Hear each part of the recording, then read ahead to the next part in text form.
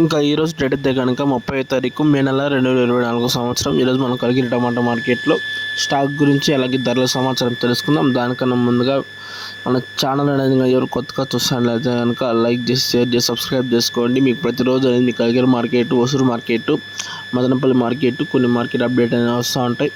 ఇంకా ముందుగా వచ్చేసి కలిగిరి మార్కెట్లో స్టాక్ అయితే ఏమాత్రము పెరిగినలా సేమ్ నిన్నటి మాదిరే వచ్చింది. స్టాక్ కన్నా టాప్ వచ్చేసి మీకు కొందరు చెప్తా ఉన్న వేలంపాట్లు వచ్చేసి 5 గంటల నుంచి 6 గంటలు 6:30 సమయంలో వేలంపాట్లు అయితే ముగిసిపోతాయి. కలిగిరి మార్కెట్లో ఒకరోజు 6:50 7 గంటల దాకా నడుస్తుంది.